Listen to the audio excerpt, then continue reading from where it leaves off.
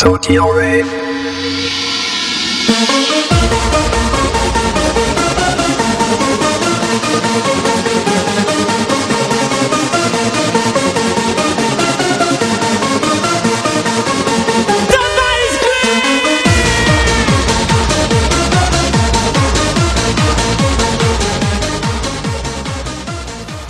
there. Today I want to talk about Himegyaru for a bit. You may remember that when I was talking about different styles of Gyaru and different magazines of Gyaru, that I mentioned the magazine Ageha once. And Ageha,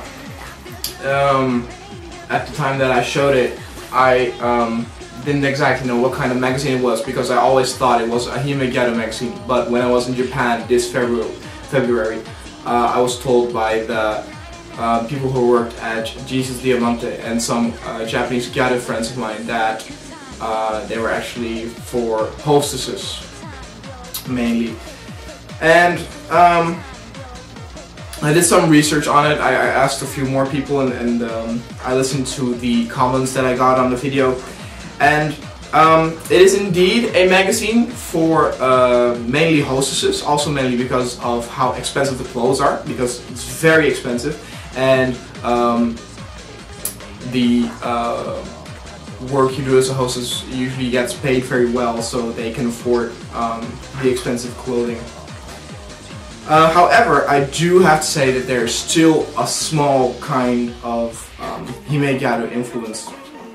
And you can see it in particularly any Ageha that you got, because there's like, you have the girls in pretty dresses, elegant clothing, and every so now and then you come across a page where there's a girl in a cute pink dress with a pink ribbon on it, a lot of pinkish, and that is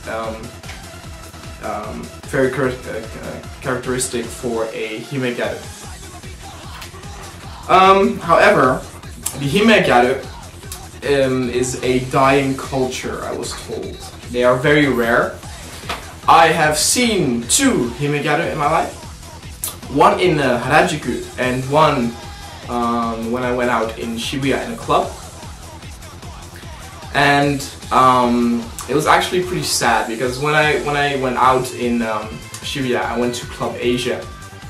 It's a club. I will make another video in the future about some other clubs that I went to, but that aren't particularly only for Gyaru, but more like for people who like to, you know, to go clubbing to other places besides only Gyaru.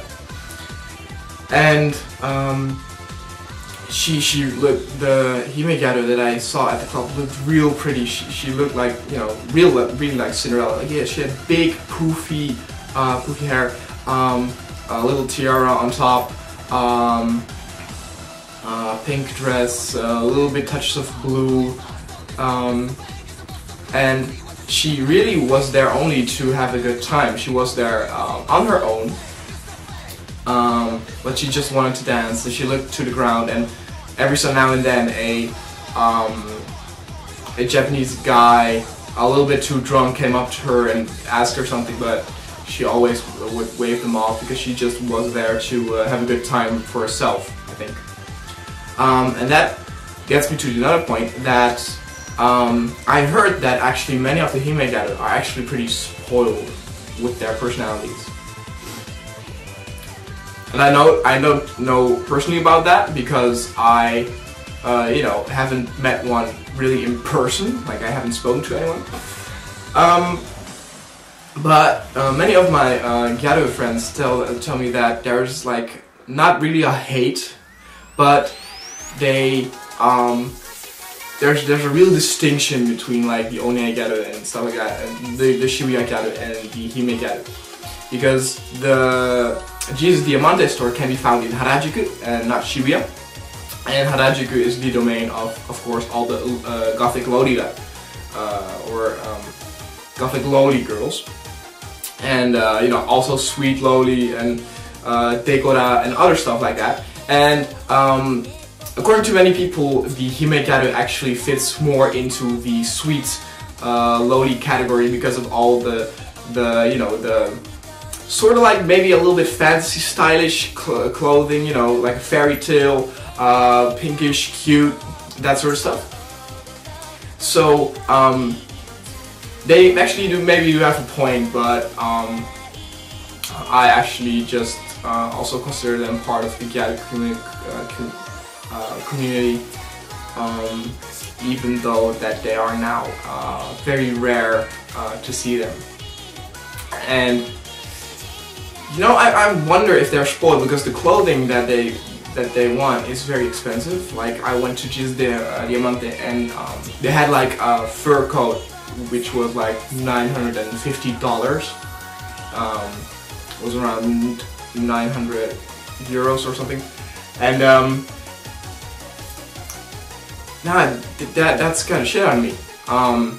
It was a particularly small shop. I was the only customer there with my Gyaru friend, so it was kind of awkward because, you know, I wanted to see it for so long because I heard so much about Gyaru0 and I've never saw one, and the girls who work there look real gorgeous. Like I'm really a big fan of the Himegyaru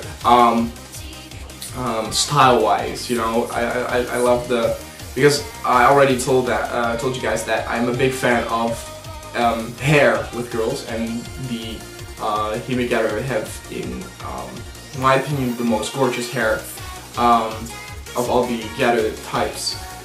However, I do have to say that many of them have extensions.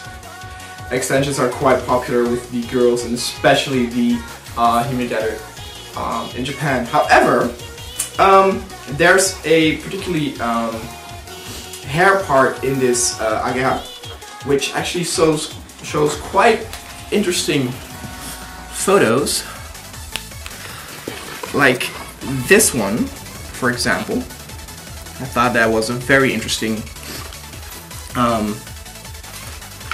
picture, and the crown goes to this picture.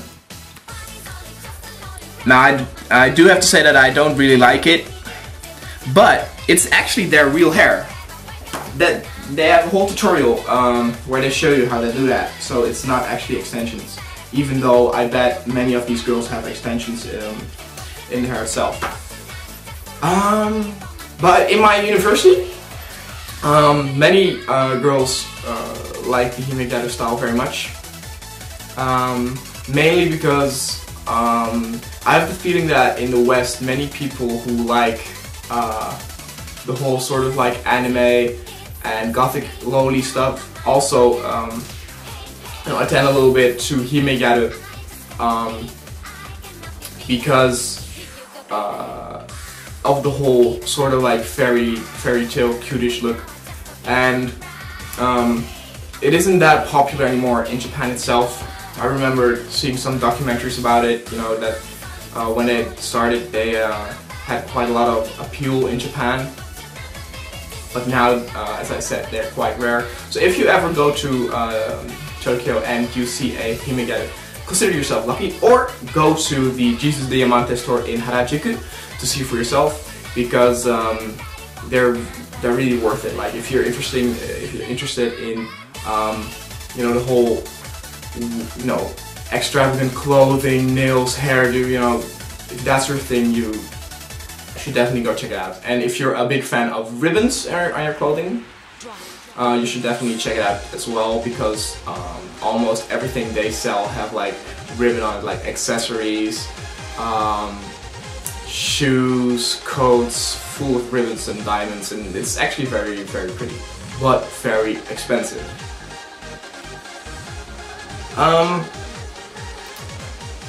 For the final thing I like to say, I like to come back on the whole spoiled thing, because I remembered meeting a foreigner in a hostel, and he told me that many of the Japanese girls that you see when you go out actually want to be spoiled by their husband, man, boyfriend, so like that. Now I do know that many Japanese girls get spoiled by their parents.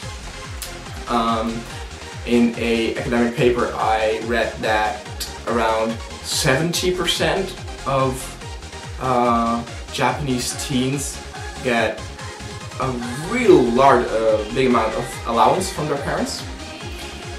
And I don't know if they expect like us foreigners, like the men, to do it as well when they're there. So if you're interested as a guy in a Himegyaru, I can't say for sure if they expect you to pay all their expensive clothing, but I would consider the possibility of some Himegyaru actually want to be treated as a real princess, which makes the name Hime all the more good to use for them.